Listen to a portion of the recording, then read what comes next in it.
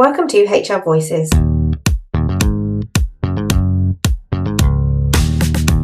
podcast for independent HR and people professionals and the businesses they support. HR Voices is brought to you by the expert team at HR Independence Limited.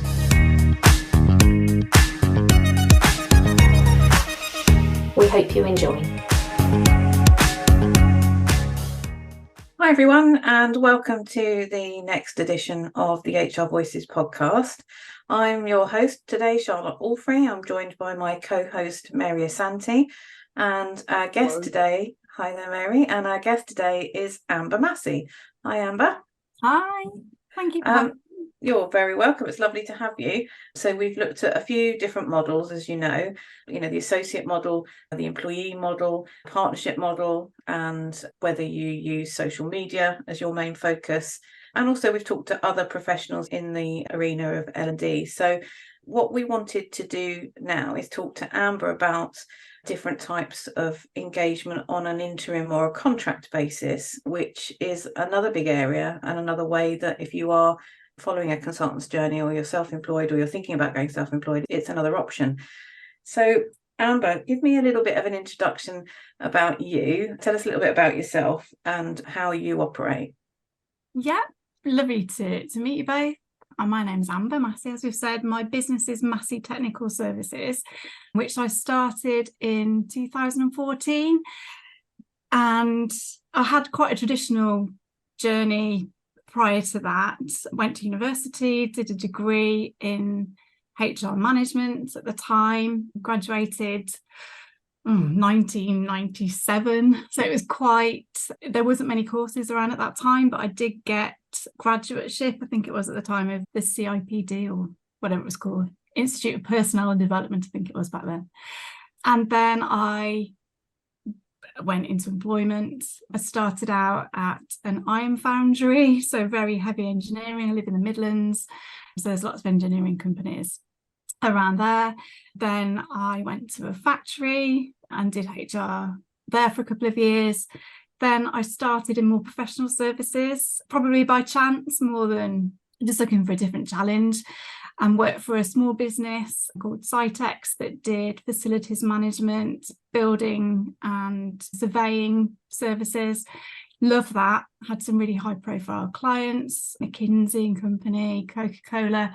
So I used to go down and do lots of cheaper transfers because we ran the facilities management for the bigger companies. It was quite glamorous, really enjoyed that. Totally different from the engineering side, which is really unionised, lots of employee relations issues. And then that company got sold. Part of the company got sold. Sitex, the company, was sold to Carillion.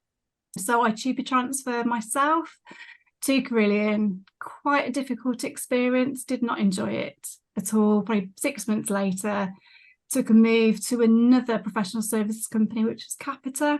That was 2003, I think, something like that. So probably like 20 years ago. And then I did the majority of my work there until I had my children, which was 2009, when my first kids, and had my maternity leave, went back. Very difficult at that stage, lots of travelling involved in my job at Capita. So I just decided to have a career break, and I had 2 more children.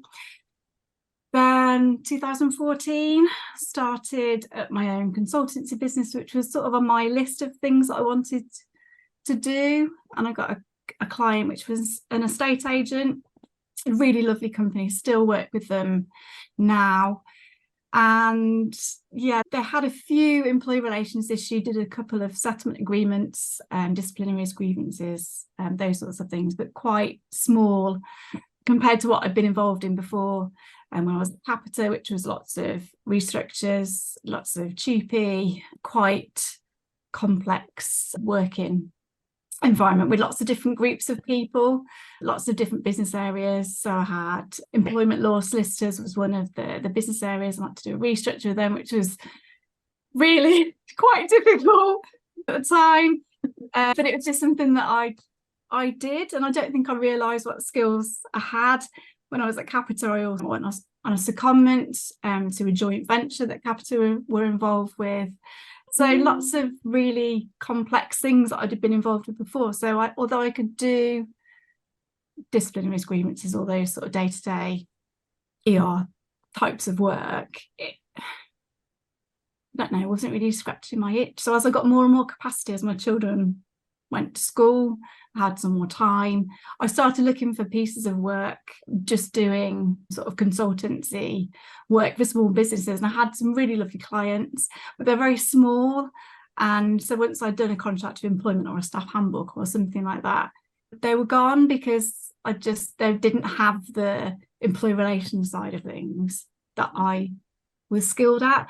So it was a total fluke, probably, that one of my network who I knew at Capita, they were doing a really big GP transfer that hundreds of people. It was December 2020, I think. And it was just sort of COVID as well. It was, really sort of tricky times. And I'd actually been involved with the estate agent through COVID, putting people on furlough, all those sorts of things. So it was getting probably a bit more complex. But I was asked to go back to Capita again to work with, as part of the HR work stream, in setting up this like a joint venture, a kind of consortium of business, which again is what I knew. It was my bread and butter from years and years before. So yeah, love that challenge. And then from there, I'd sort of got my confidence back to be able to do more contract and interim work. So since then, I've worked with investors in people. I've done 3 separate GP transfers for them. I have worked for a financial services business where they were looking for a permanent person, and I saw the advert because it's a local business, and it kept coming up as being recommended for me to do as an acquisition specialist. So I approached them and said, I'm not interested in a permanent job, but I would do a fixed term contract. And they still said that they wanted someone permanent. I said, I think I can do it. I set it all up so that you can, as one of your team, can then run it. So I did a 6-month contract for them, where I put all of their acquisitions, their GP templates, all of those sorts of things in place. And they didn't need that permanent role. And it sort of got into other businesses then, like financial services I never worked in before, back to Capita. I'm now working at Capita on a fixed term contract. I've actually been there 2 years, so it is getting more permanent, but I have got an end date. So it working on this consortium, which is in partnership with the Royal Navy. So really professionally challenging, and it's amazing. I just wouldn't have had those opportunities as an independent sort of consultant working with the smaller businesses. And I think for me, it's just that challenge, that using my experience, my skills, putting myself out there. And it is really, it does stretch me a lot compared to what the work that I have done and before, but just really changed direction. And to be honest, Mary, a lot of that has come from you and my involvement with HR Independence, because I think we've had some coaching sessions and you said, why don't you sort of focus on this? And I think it's a lot of confidence, but it's that encouragement really that I've really, really appreciated. And I have told you that before. Yes, you have. So, thank you. That's a lot of talking from me. That's my kind of journey. Thank you very much, for sharing your journey. It's very fascinating. And I think part of what we set out to do as part of this mini series on the HR consultancy journey is to really highlight to people that there isn't a single route into HR consultancy journey, and each and every one of us has had a very different journey, and we are still on a different journey. And it's almost like this, it crosses every now and again. Some may go a straightforward path, but for most, you kind of go one direction, then you change direction, then you find your sweet spot, and you may stay there for a while and challenge yourself a bit to go in a different direction. So yes, and thank you for highlighting the role HRI can play, the HR Independence Group can play in directing a consultant and supporting a consultant along their journey as well. So part of the things that we wanted to explore, someone listening to you to say, actually, this is great and it's all well and good, but I may have been working for a company and they've not asked me back, but I want to take an interim role. How do you think someone can go about finding an interim role if that is something they are interested in doing? Yeah, there are lots of consultancies, like recruitment consultancies, but they specialise in interim work or fixed term contract work. So I haven't used any, but they're in my network on LinkedIn in case I need them. Also just approaching companies where you've seen permanent roles, like I did with the financial services company that I worked for, because they couldn't fill, I knew that they couldn't fill the role because the advert was, still live, and just kind of challenging them, I suppose, to say, actually, I'm available, but I don't want the permanent job. I'll do it on a fixed term. I think they started off sort of 3 months. They had a cheapie in that they needed to resolve. So they said, oh, can you do 3 months? And they extended it to 6 once they could see what I was doing and could contribute to the business. So I think it's using network, using LinkedIn, using HR independence as a source of support and potential opportunities. The link to Investors in People for me came from HR independence. Someone said, has anyone got any experience of cheapie in a public sector? Which I had from Capita, but actually Investors in People are slightly different because they're a community interest company rather than a public sector. So it's a little bit misleading, probably just narrowed it down because I was the only one that volunteered for it. And I'm very grateful for that, because I've been back 3 times over the couple of years I've worked with them. So yeah, I think just that network, using LinkedIn, using consultancies that specialise in interim jobs on LinkedIn, and I think just getting your network up to speed. I had never looked at that. I was always focused on finding smaller businesses, and I think at one stage that did suit me when I didn't have the capacity and my children were at home with me. And so the way that I found work for that was through an accountant. Got in contact with a really good accountant who came into contact with businesses very small businesses, 1-2 family businesses, not many employees, who needed help with contracts of employment, handbooks, those sorts of things. So I still get referrals from that. And because I work 3 days a week, and for Capita at the moment, I've got 2 days free a week to do other work if I decide to. And I think I share work out when I just can't do it myself. If I get approached about a bigger piece of work that I just don't have time to do, then I've got people in my network that I don't do associate work with. I probably could, but I just don't have the time to invest in that. So I just speak to people if they've got capacity themselves. But I think everyone is so busy, it's hard to get availability sometimes. And actually, that is a very good point that to make about the referrals and passing work on to other HR consultants. And I think at some stage in our journey, we've all either benefited from or sort of giving opportunities to others. I mean, Charlotte has passed on work to me in the past before when she's gone, actually, I don't have the capacity. Do you have capacity to do it?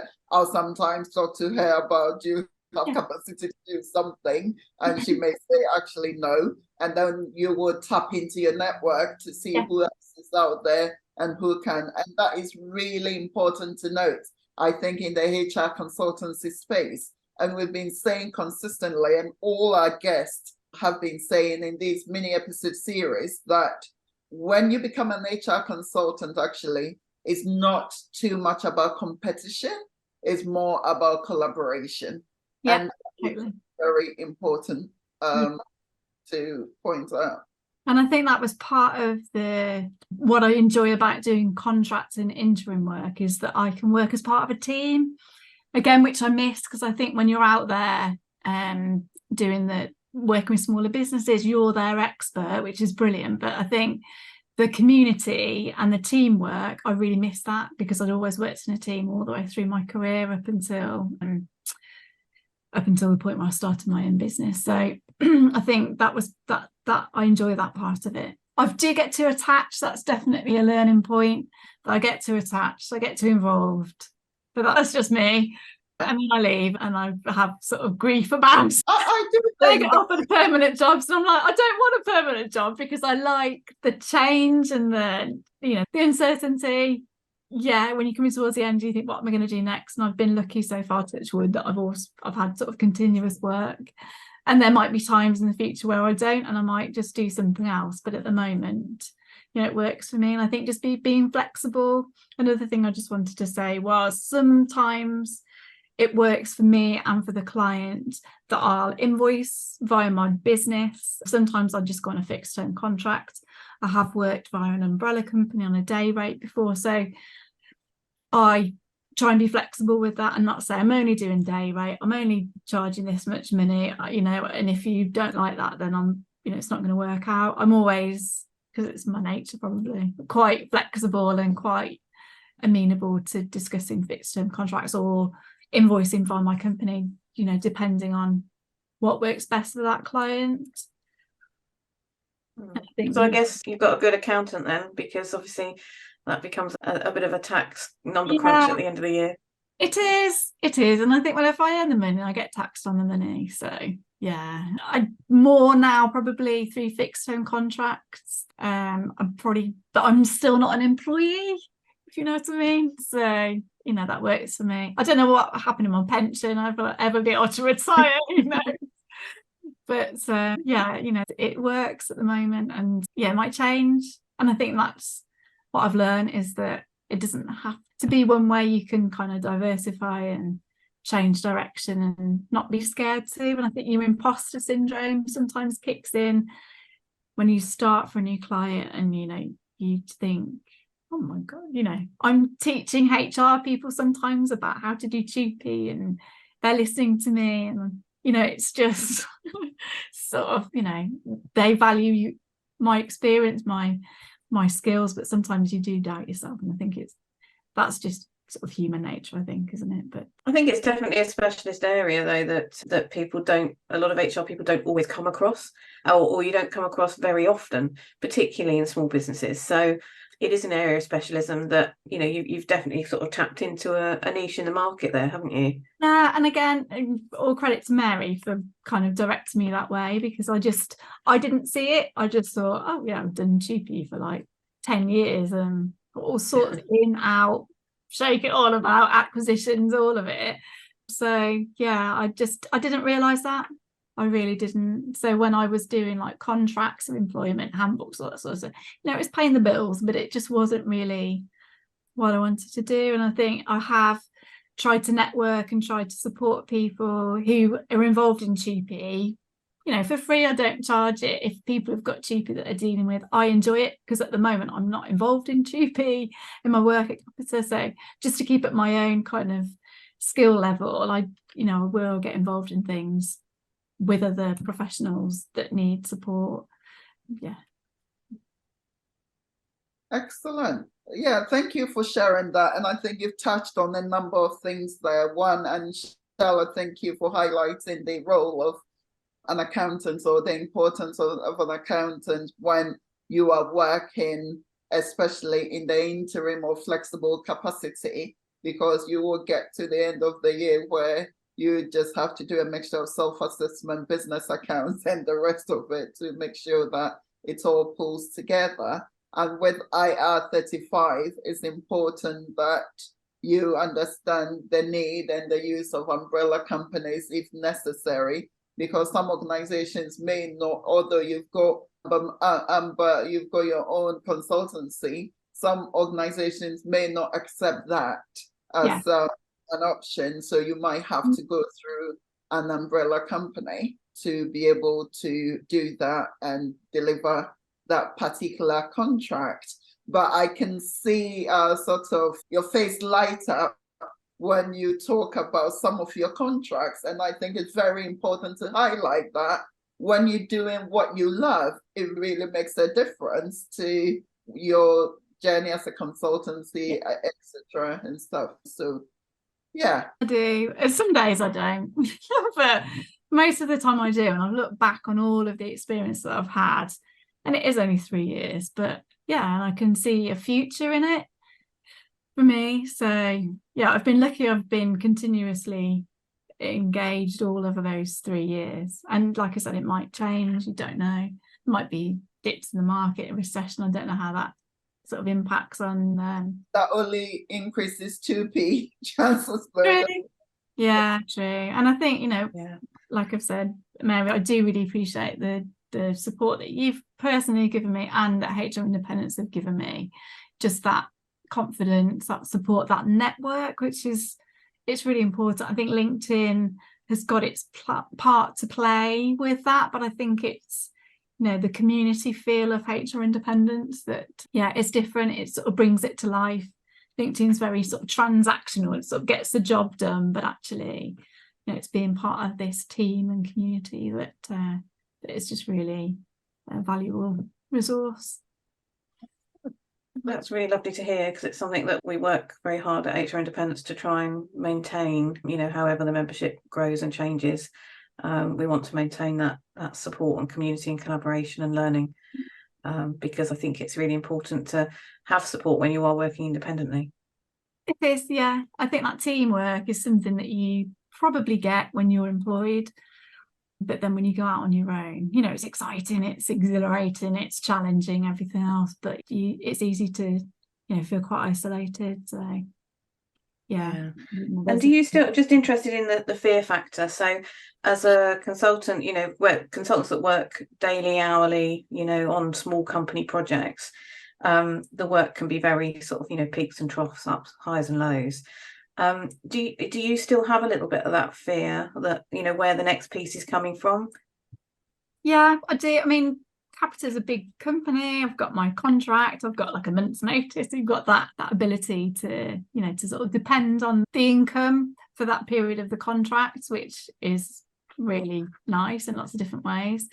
And like I said, I sort of fill my 2 days a week where I don't work on that contract with other pieces of work if I choose to. If I haven't got time or don't want to, I sort of divvy that out to my network. But yeah, I do, there's always that uncertainty there. But isn't there everywhere?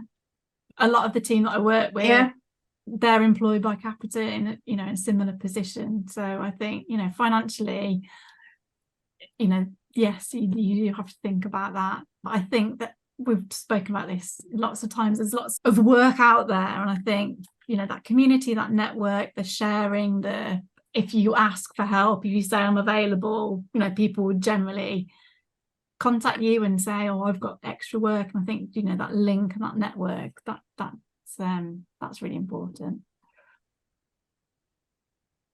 Great stuff. So I think we always close our interviews off with, can you give us your top tips? So I think, what would be your top tips for somebody thinking about going down, perhaps stepping away from the traditional consultancy model and moving into interim and contract? I think don't be scared to change direction, and don't feel like you've got to leave that behind. You can maybe do a bit of both, bit of balance. I've juggled lots of different types of work over the last 3 years since I've done the interim contract work as well. So you can still keep that, but you can sort of choose what you want to do. I think recognise your skills. I did not realise that GP was like a niche skill set, and that is genuinely with support from Mary that's helped me recognise that. So I think, just what are you good at? What do you want to do? Because when you're good at something, you generally enjoy doing it. It gives you that buzz, that professional challenge. And use your network, definitely. Build up a network. The consultancies, they're not really recruitment consultancies, but like interim work, there are places that do that. So, and if anyone's got any questions or anything else, I'm on LinkedIn, just drop me a message. Happy to help. If anyone's got a cheapie that they're struggling with, then it was like a good cheapie. And it sounds like we need to book a session with Mary. I think we all need to get a hashtag out there, book a session with Mary. Mary, I do appreciate everything you've done, Mary, for me. Very lucky to have that access to you. So excellent. Okay, well, thank you ever so much for joining us and for sharing your journey with us, which is really interesting. Thank you to our listeners, as always. If you want to get in touch with us, you can do so at hrvoices@hrindependence.co.uk. If you'd like to be a guest and come and tell your story, we would love to have you. Just drop us an email. We look forward to seeing you on the next edition. Thanks very much, everybody. Thank you. Thanks.